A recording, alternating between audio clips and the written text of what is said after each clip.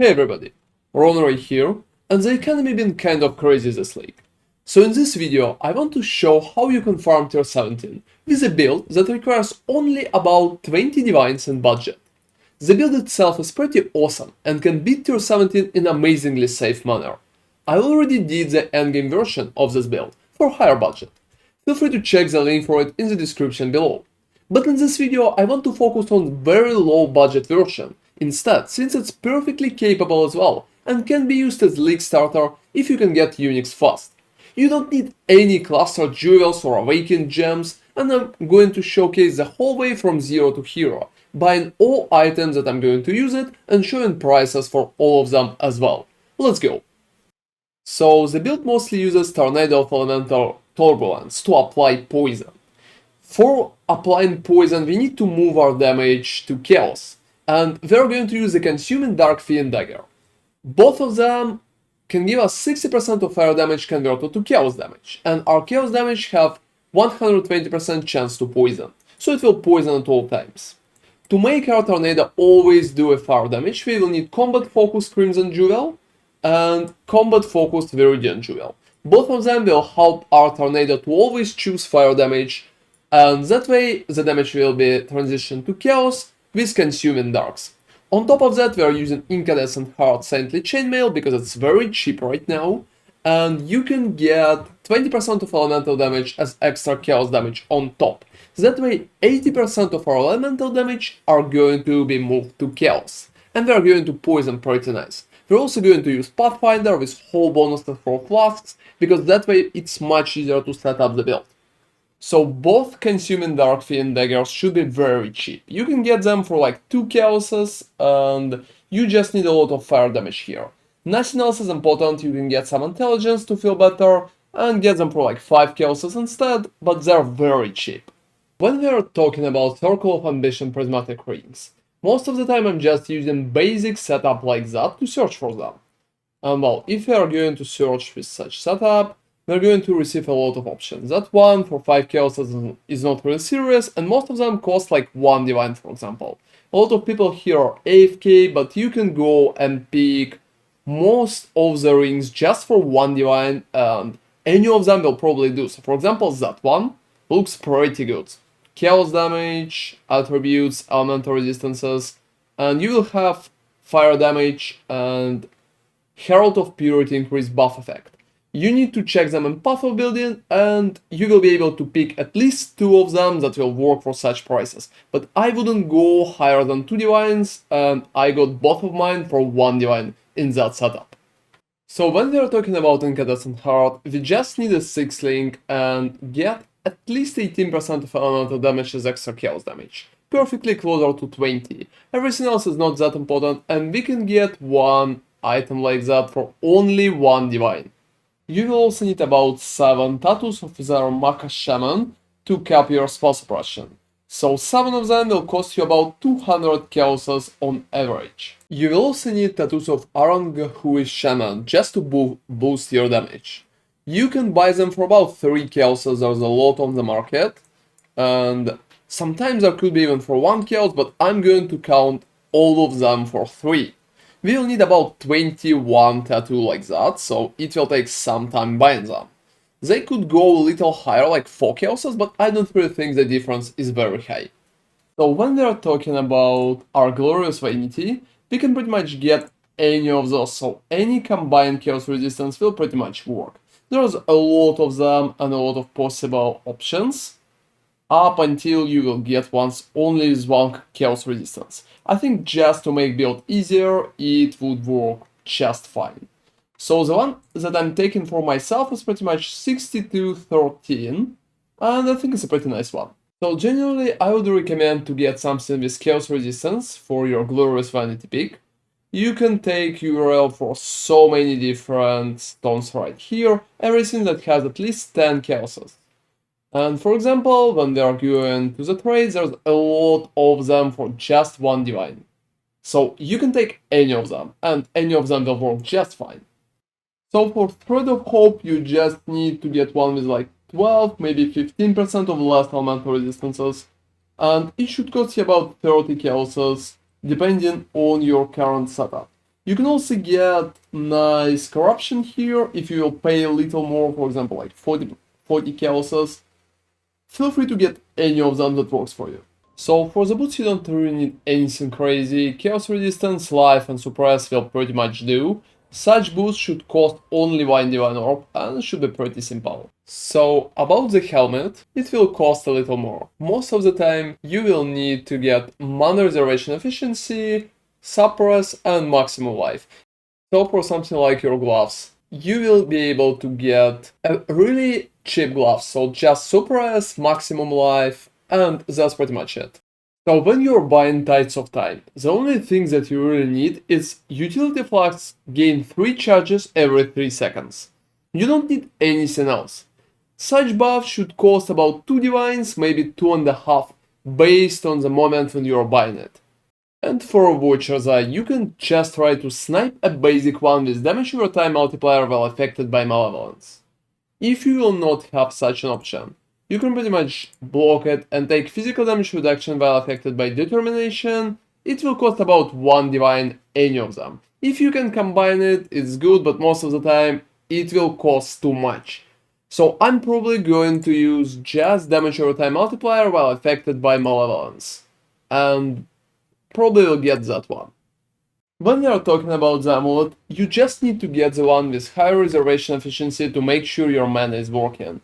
So 1 for 3 divines should work just perfectly, but you can go even less and reach 1 for like 1 or 2 divines if you will be able to snipe a pretty good one.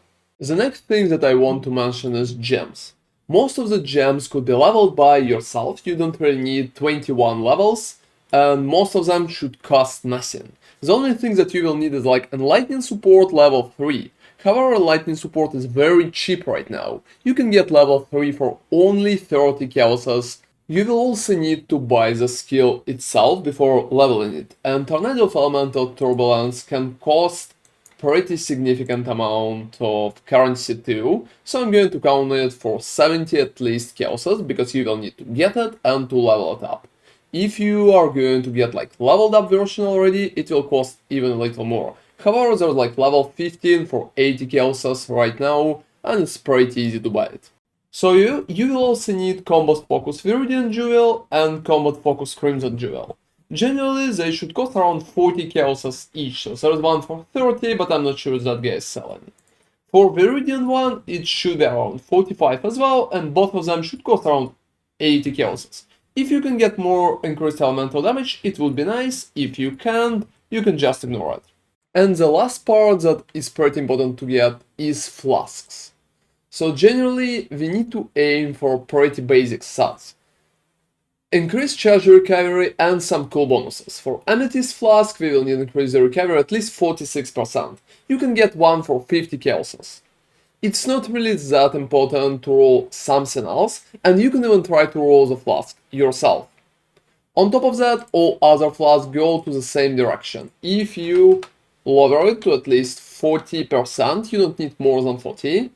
And if you lower evasion rating for something around 50, you can get Jet Flask for 50 chaoses more, which is a pretty nice option.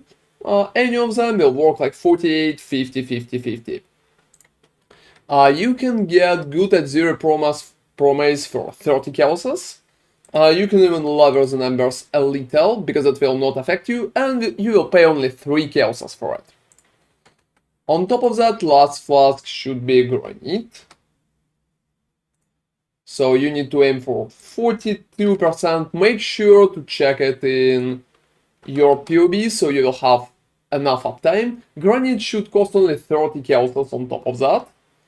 And the last part is pretty much Beast Mode Flask. You don't need maximum elemental resistances, so just aim for 12. And some increased charge recovery. Any percent will do, so you can go 40 for example. You can do even less, so 35%. It's not that important because you always will have enough charges for Beast Mode to always be up.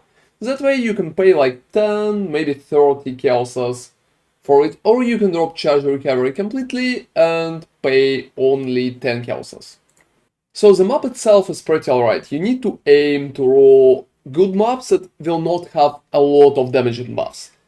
Also, such stuff as attack speed can make it much harder. Generally, rolling mobs that don't have a lot of modifiers that we are afraid of is a pretty much recommended. So just roll something you're completely alright with, like shocked for example, because you can be shocked, or something like endurance charges on monsters. It will work much better that way. When you are running mobs themselves, it's a pretty great idea to just stay behind and let your tornadoes do the job. Because tornadoes are pretty much going to run up and just attack your enemies and run them down. It's a pretty good mechanic. They have a nice auto-targeting, and that way you can always stay at some distance. You also have a set of minions with you, so it's mostly from heralds, and the minions are going to fight the enemies for you as well. They're going to tank projectiles. They're going to draw the attention of enemies in almost all situations. And that way it will be much better feeling for you. Because minions are going to tank, tornadoes are going to off-screen. Altogether, if you will be careful and will just stay a little behind, at the safe distance, you're going to clear your maps deathless without any issue. The build itself has that part as a pretty nice feature, because overall it's definitely not the fastest farmer, but it's very safe one. Because of a lot of bonuses such as minions, tornado targeting, and nice defenses, you can always just survive, and that's an important part. If you are staying at the distance, you are usually totally safe. While you are progressing, it's also pretty important that you can use terrain. So if you feel like projectiles are coming for you or anything like that, you can always just go a little back, hide behind the terrain, and use your tornadoes, so they will just go around the terrain and pretty much going to kill your enemies. So for example, if you hide to the left here, it will give you a pretty nice option to survive it better. You can also try to move forward while casting tornadoes to do it faster. However, most of the time I prefer to stay back, because that way survivability is more important than anything else. On top of that, while you're progressing, it's pretty important to focus on the boss, because if you're farming Ziggurat, for example, boss is a pretty important part here. Just try to use your Arcanist brand with both your cursors at all times. And don't forget about your totem. While fighting the Catarina, for example, you will need to stay at the edge of the arena. Also prepare for the leeches, first leeches to the right, here, like in the middle. And you need to prepare your Arcanist brand, you need to prepare your totem, and pretty much prepare your tornadoes as well. While you're fighting Catarina, you need to stay at the edge of the arena, as I already mentioned, because there it's much safer. Try to not stay at one place. When you're encountering children, try to touch as many of them to get rid of them. However, it's not important to touch them all, because if you are not touching them all, you can always run off. As you can see, some of them are coming here, but you can just run and wait for them to go out. This is probably the hardest part when you have a second leech, because second leech is using a pretty bad attack. His projectiles are doing a lot of damage. You can die at that moment, that's alright. So if you will die at that moment, you can just rejoin them up and pretty much finish here. To avoid his projectiles, usually it's a great idea to just run around him and wait until your tornadoes are pretty much killing him. The last leech is not that important and even not that hard. So it should be much better for you. Just prepare your tornadoes and try to pass the stage as fast as possible. Children is also pretty easy to counter here, because you can always run around and ignore them. Just to make sure that you're not really teleporting into the big group of them, because that way they can pretty much one-shot you with a lot of spells. And just finishing Catarina is a pretty nice part too. The last part is probably the easiest. After that you can just go and finish them up. So that's been a budget version of my Tornado of the Turbulence build. I think it's safe, nice, and pretty fun to play. If you're interested in the endgame version, feel free to check the link in the description, and thank you very much for watching.